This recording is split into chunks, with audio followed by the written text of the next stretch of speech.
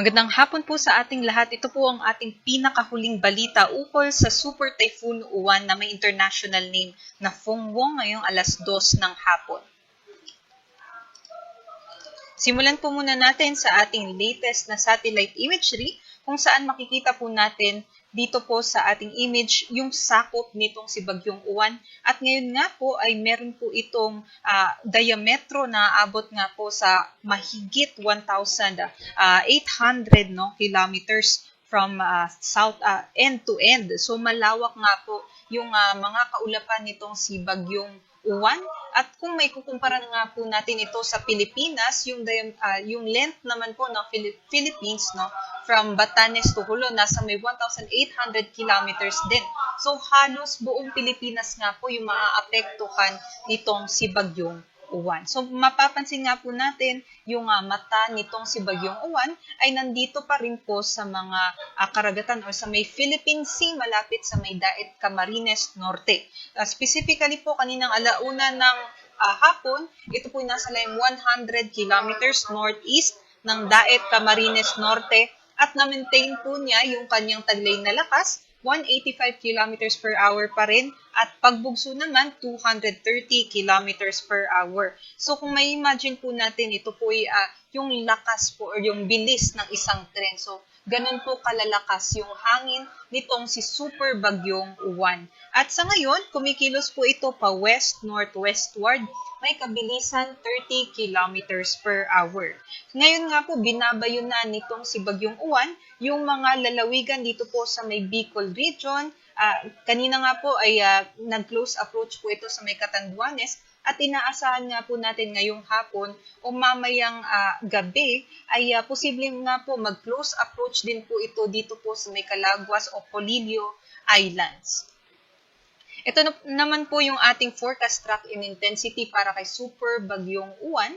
Ngayon nga po, ito po yung nasa may Daet, Camarines Norte. Inaasahan natin, magpapatuloy po yung kanyang west-northwestward movement sa susunod na 24 oras at posible na nga mag-landfall dito po sa may central portion ng Aurora, possibly po ngayong gabi o bukas ng madaling araw. So kung i-zoom in naman po natin yung mga areas na posible pong tumbukin nitong si Bagyong Uwan, posible po dumaan siya dito sa may, yun nga po, mag-landfall sa may Aurora, central portion, and then tutumbukin naman ang mga bulubunduking lugar dito po sa may Nueva Vizcaya o Nueva Ecija, tutuloy-tuloy papunta dito sa may Pangasinan, at dito rin po malapit sa may Benguet at La Union. At posible na nga mag-emerge po siya dito sa coastal waters naman po ng Pangasinan o La Union. Pagsapit naman po bukas ng umaga. Ngunit i-emphasize nga po natin, no, itong ating forecast cone of uncertainty of probability. At ito pong red na linya, ito po yung maaaring tumbukin ng mata nitong Bagyong Uwan. Ngunit, kagaya nga po ng sinabi ko, malawak po yung diametro nitong si Bagyong Uwan. So, definitely po, ay malalakas din po yung hangin sa mga karatig na lawigan nitong dito po sa maaring tumbukin ng mata ni Bagyong Uwan. At emphasize ko nga po yung ating forecast cone of uncertainty, posible pang mag-northward yung shift nitong track nitong bagyo o posible naman na mag-southward yung shift nitong bagyo. At napapansin nga po natin sa nakaraang 3 oras ay yung track naman natin, no, ay mas bumababa. At ngunit nasa loob pa naman din po ito ng ating forecast cone of uncertainty, kaya maghanda po yung ating mga kababayan na nakapaloob po dito. Inaasahan nga po natin, makakalabas na po ito ng ating Luzon landmass, possibly bukas ng umaga, at dito nga po sa may Pangasinan o La Union na mga coastal waters, pagsapit ng bukas po ng 11 a.m. ay nasa may 135 kilometers na po ito kanluran ng La Union sa may West Philippine Sea, at possibly by this time magno-northwestward po ito or magno-northward palabas naman ng ating Philippine Area of Responsibility, possibly po bukas ng gabi o sa Tuesday naman ng madaling araw. At inaasahan natin na magno-northward ito and then mag-northeastward naman, posible mag-re-enter sa ating PAR pagsapit ng Huwebes at magla-landfall po dito sa may Taiwan. At dahil nga po dito sa mga malalakas na hangin nitong si Bagyong Uwan, nakataas na nga po yung wind signal number 5 no, sa maraming lugar po sa ating Luzon landmass. At compared po kaninang alas 11, no, mas dumami na po yung mga may wind signal number 5. Nadagdagan po tayo ng signal number 5 dito po sa may Aurora, sa may Nueva Vizcaya, Nueva Ecija, Quirino at pati yun po, yung apat na lalawigan na yun, nadagdagan po yung may wind signal number 5 dahil nga po inaasahan natin na dyan po yung tutumbukin nitong si Bagyong Uwan. At signal number 4 din po, compared kaninang 3 hours ago, ay nadagdagan naman po yung ating signal number 4 dito sa may La Union, Pangasinan, sa may Benguet, maging dito din po sa may Ifugao, Ilocos Sur, Zambales, maging dito din po sa may Tarlac. So, yun po yung mga nadagdag compared po sa kanina.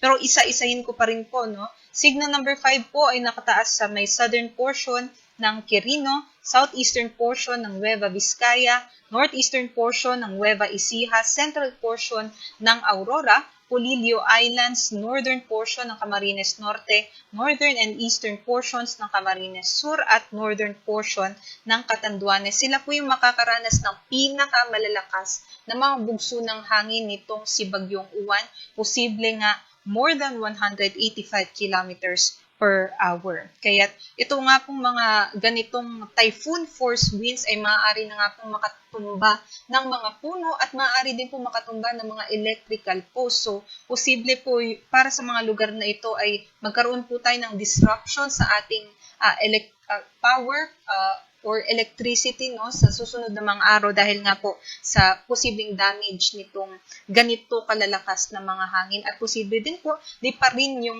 mga bubong at maaari din po tayo magkaroon ng extreme damage dun po sa mga bahay or mga buildings na gawa po sa light materials.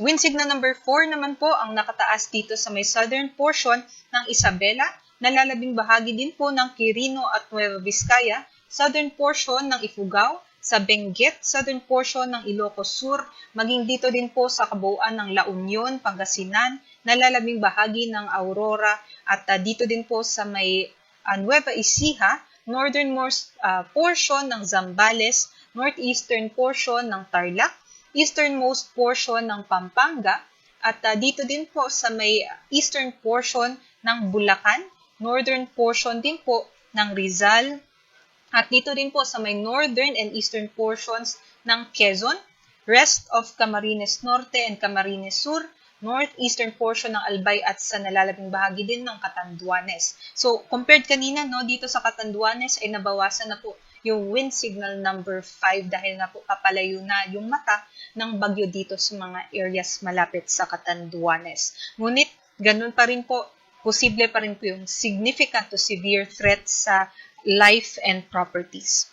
Wind signal number 3 naman po ang inaasahan ng ating mga kababayan na nandito naman sa southern portion ng mainland Cagayan, nalalabing bahagi ng Isabela, central and southern portion ng Apayao, Abra, Kalinga, Mountain Province, nalalabing bahagi ng Ifugao, southern portion ng Ilocos Norte, nalalabing bahagi din po ng Ilocos Sur, Zambales, Bataan, at dito din po sa may nalalabing bahagi ng Tarlac, Pampanga, at sa may Bulacan. Pati din po dito sa Metro Manila, nakatas na din po ang wind signal number 3 maging sa may Cavite, Batangas, nalalabing bahagi ng Rizal, Laguna, the rest of Quezon, also po dito sa may Marinduque, nalalabing bahagi ng Albay, Sorsogon, at Ticao and Burias Islands, maging dito sa may northern Samar. 89 to 117 kilometers per hour naman po ng mga bugso ng hangin ang kanilang mararanasan. Wind signal number 2 naman po nakataas sa nalalaping bahagi din ng Cagayan kabilang ang Babuyan Islands, nalalaping bahagi din ng Apayao at Ilocos Norte, Occidental Mindoro kabilang ang Lubang Islands, dito din po sa may Oriental Mindoro, Romblon, Eastern Samar, maging dito po sa Samar, Biliran, and the northern and central portions ng Leyte.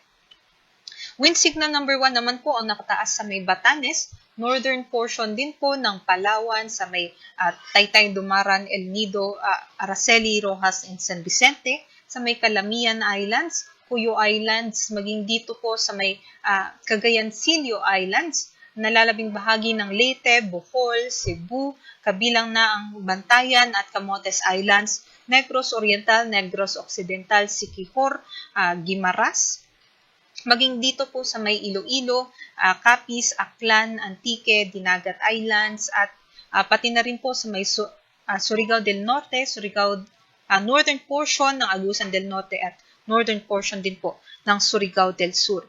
Ulitin ko po, yung wind signals natin ay banta or babala lamang para sa mga banta ng malalakas na mga hangin. Iba naman po yung mga banta para sa malalakas na mga pag-ulan.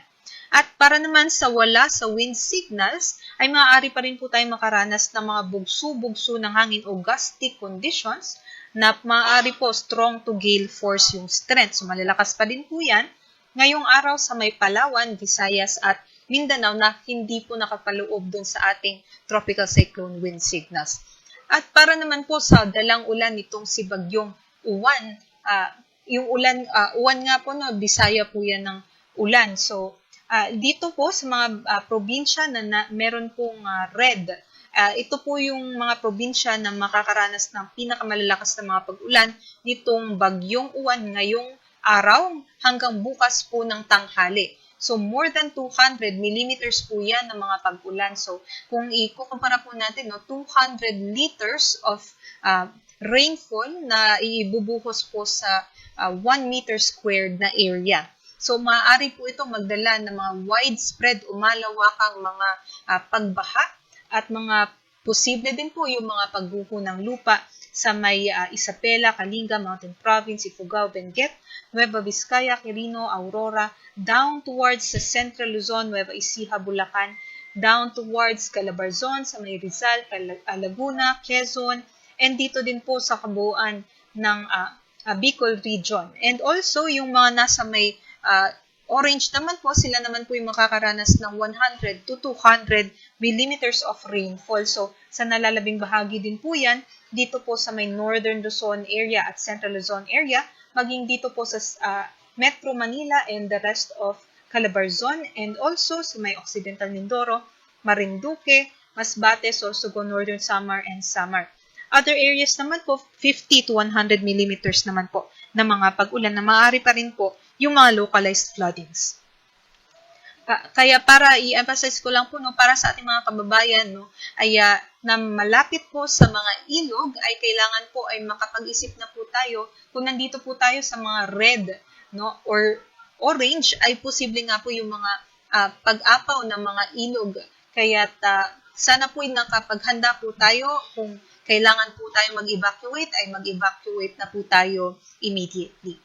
At para naman po bukas ng tanghali hanggang sa Martes ng tanghali, inaasahan pa rin natin, by that time ay nandito na po yung bagyo, tumawid na po ito sa may Northern Luzon at nasa may coastal waters na nga po ng Pangasinan o La Union. Kaya meron pa rin po na mahigit sa 200 millimeters na rainfall sa may Benguet at La Union, at mababawasan naman na yung lugar na posibleng magkaranas ng malalakas na pag-ulan na 100 to 200 millimeters of rainfall na lamang. Dito na lang po sa western portion ng Luzon, at emphasize ko lang din po dito po sa may Cordilleras, yung mga bulubunduking lugar, posible nga po yung mga landslides. At yellow naman po sa nalalabing bahagi din po ng northern, central, and southern Luzon.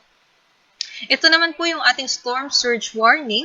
So, maaari po makaranas yung ating mga kababayan dito sa mga naka-red, orange, and yellow ng iba't ibang antas ng storm surge heights. At yun nga po, ito po ay maaaring mangyari within 48 hours. So, maaaring hindi lamang ngayon, pero pwede po ito, no, bukas o sa Martes pa. So, maghanda po yung ating mga kababayan, lalong-lalo na dito sa mga nasa red. More than 3 meters po yung mga storm surge heights sa may Albay, Aurora, Bataan, Batangas, Camarines Norte, Camarines Sur, Catanduanes, Ilocos Norte, Ilocos Sur, Isabela, La Union, Northern Samar, Pangasinan, Quezon, Sorsogon, Zambales, Cagayan, at Batanes. At idagdag ko lamang po, kung kayo po'y maaaring daanan ng mata nitong bagyo, maaari nga pong mas mahigit pa nga no, dito sa 3 meters yung ating mararanasan ng mga pag-alon. At i-emphasize ko lang po, malakas po itong bagyo, so malakas din po no, yung hampas ng hangin doon po sa ating mga dalampasigan na maaari pong mag-amplify o pataasin pa yung mga wave heights. At aside po dyan, posible din po na naka-high tide po yung mga lugar ninyo na maaari din po ma-emphasize o ma-amplify pa yung mga storm surge natin. Ingat ang ating kababayan at mag-evacuate kung kinakailangan. 2.1 to 3 meters naman po ang nakataas na storm surge warning sa may Bataan, Cavite, Marinduque, Masbate, Northern Samar, Pampanga, Sorsogon at Batangas at 1 to 2 meters naman ang inaasahan natin na storm surge heights sa Bataan, Bulacan, Cavite, Metro Manila, Pampanga, Dinagat Island, Surigao del Norte, Eastern Samar, Antique, Palawan, Occidental Mindoro, Guimaras, Negros Occidental, Zamboanga del Sur at sa may Zamboanga del Norte. Paalala po ulit, tayo po ay maghanda at sana po tayo nga po makapanalangin na hindi po gaanong grabe yung magiging epekto nito sa ating. Ngunit yun nga po, habang ngayon hindi pa siguro natin na raranasan yung mga hampas ng hangin at yung mga malalakas na mga pag-ulan, ito po yung perfect time para po tayo po makapagplano, makapag-isip at makapag-evacuate kung kinakailangan. Ito naman po yung ating gale warning. Bawal na nga pong maglayag dito po sa mga naka-highlight ng red dahil maalon yung ating karagatan na risky po o delikado sa mga manlalayag. At yan lamang po yung latest galing dito sa Pag-asa Weather Forecasting Center. Next update naman po natin sa ating super bagyong Uwan ay mamayang 5:00 ng hapon. Maraming salamat at magandang hapon.